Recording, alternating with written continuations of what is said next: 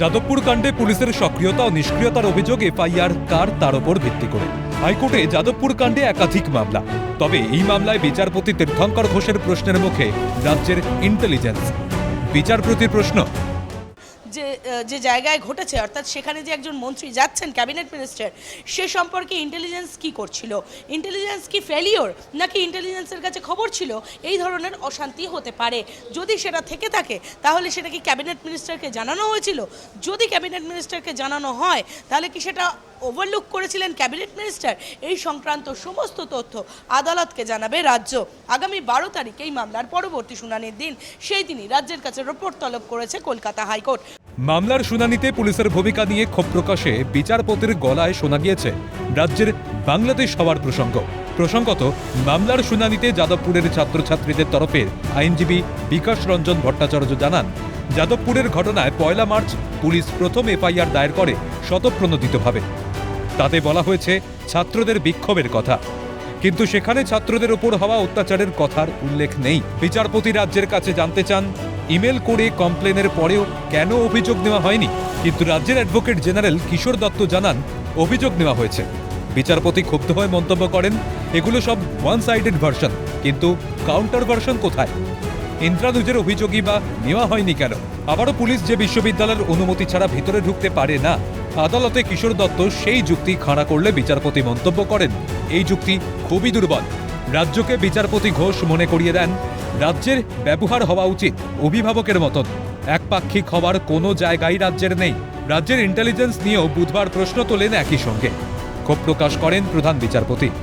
Intelligence অশান্তির আঁচ পেতে ব্যর্থ, নাকি আঁচ পেয়েও অবহেলা করা হয়েছে? এবার তাই জানতে চান প্রধান বিচারপতি। আর সামগ্রিক পরিস্থিতি নিয়ে কেন হলো না এফআইআর? বিচারপতি ঘোষের প্রশ্নে বারবারই কিশোর দত্ত জানান, তাদের সময় দিতে হবে। তাই অবশেষে বিচারপতি তীর্থঙ্কর ঘোষের পর্যবেক্ষণ, এখনো পর্যন্ত আসা বয়ানে রাজ্য একেবারেই একতরফা। রাজ্যকে রাজ্যের মতো আচরণ করতে হবে, অবিলম্বে ছাত্রছাত্রীদের অভিযোগকে এফআইআর হিসাবে গ্রহণ করতে হবে, বিরোধী পক্ষের মতামতের ভিত্তিতেও তদন্ত করতে হবে, র্যাশ ড্রাইভিং থেকে অন্যান্য বিষয় এফআইআরে যুক্ত করতে হবে। এটা ইন্টেলিজেন্সের ব্যর্থতা। আদালতের নির্দেশ, বুধবারের মধ্যেই ইন্দ্রানুজ রায়ের ইমেলের অভিযোগকে এফআইআর হিসাবে দায়ের করতে হবে। সমস্ত পক্ষের অভিযোগকে গুরুত্ব দিয়ে দেখতে হবে। রাজ্যের গোয়েন্দা বিভাগের কাছে আগাম বার্তা ছিল কিনা তাও জানাতে হবে আদালতে। 12 মার্চ রাজ্যকে তদন্ত সংক্রান্ত বিস্তারিত রিপোর্ট জমা দিতে হবে। মামলার পরবর্তী শুনানি আগামী 12 মার্চ। যদি বায়াসড মনোভাব দেখায় তাহলে তো সাধারণ মানুষের বিশ্বাস উঠে যাবে। খুব সঙ্গত কারণেই আদালত যে প্রশ্নটা তুলেছেন যে স্টেটকে স্টেটের মতো বিহেভ করতে হবে। আর ইন্টেলিজেন্স কি করছিল এই ঘটনা যে ঘটলো, এ নিয়ে খোঁচা দিতে ছাড়েননি বিরোধীরা। সক্রিয়তা, ক্ষেত্র বিশেষে আধা সক্রিয়তা, নিষ্ক্রিয়তা, এই সবটাই ধরা পড়ে যায়, বেআব্রু হয়ে যায়। এই ঘটনাতেও যেভাবে সাজানো মামলা, এফআইআর এর পর এফআইআর এর বন্যা বইয়ে দেওয়া হলো, বিভিন্ন রকমের অভিযোগ, মন গড়া অভিযোগ খাড়া করে খালি চোখে দেখা গেছে গাড়ি চালিয়ে দিয়েছেন। সেইটাই হাইকোর্টে আরেকবার প্রমাণিত হলো যে যাদবপুরের ছাত্ররা ঠিক কথা বলছে, ঠিক পথে আছে। দেখুন, অ্যাজ পার বিএনএসএস কোনো যদি কগনিজেবল অফেন্স থাকে, পুলিশ স্টেশন এফআইআর রেজিস্টার ওটাকে এফআইআর রেজিস্টার করে কেস স্টার্ট করতে বাধ্য। নিয়মের পরিবর্তন হবে না। ইন্দ্রানুজ যদি কোনো কমপ্লেন করে থাকে সেক্ষেত্রেও সেম জিনিসটা হবে। কিন্তু এখানে আরো একটা ইস্যু আছে যে পুলিশি নিষ্ক্রিয়তা। যাদবপুরে সিসিটিভি বসবে না, যাদবপুরে পুলিশ ঢুকবে না, যাবতীয় গোলমাল হলে পুলিশ থাকবে না, এই অদ্ভুত নিয়মটা বানিয়েছে।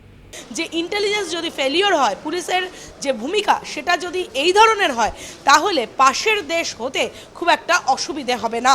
এবং তার পাশাপাশি আরও বলা হয়েছে যে পুলিশকে সবসময় নিউট্রাল থাকতে হবে।